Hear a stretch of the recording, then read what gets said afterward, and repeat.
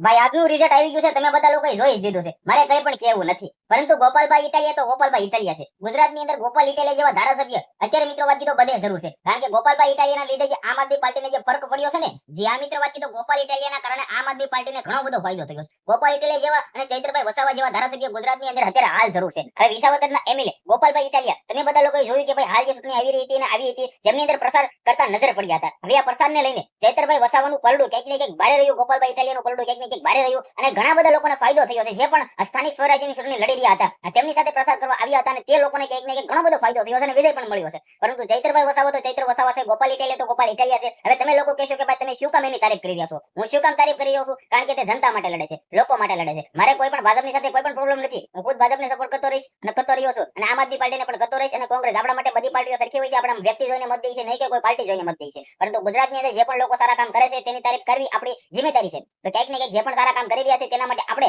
બોલવું જરૂરી છે. ચૈત્રભાઈ વસાવા, ગોપાલભાઈ ઇટાલિયા જે પ્રસાર કરી રહ્યા હતા, પ્રસારને લઈને ઘણા બધા લોકોને ફાયદો થયો છે. ઘણી બધી ટિકિટોને તમે બધા લોકો શૂટ જોઈ છે કે ભાઈ જે આવી છે આમ આદમી પાર્ટીની, તો ક્યાંક ને ક્યાંક ભાજપને ખૂબ જ એટલે ખૂબ જ નુકસાન પડ્યું છે. ગોપાલ ઇટાલિયા જેવા ધારાસભ્ય અને ચૈત્ર વસાવા જેવા ધારાસભ્યના કારણે, કારણ કે તે પ્રસાર કરવા આવે તો ક્યાંક ને ક્યાંક જનતાનો પ્રેમ વધે. સુરત હોય કે બધી જગ્યાએ ગુજરાતમાં અત્યારે ગોપાલ ઇટાલિયા થઈ જશે. તમારા વિડીયો વિશે શું કહેવું છે? તમારી શું રાય છે? જે પણ કમેન્ટ અંદર અવશ્ય નથી. શેર કરો. ધન્યવાદ.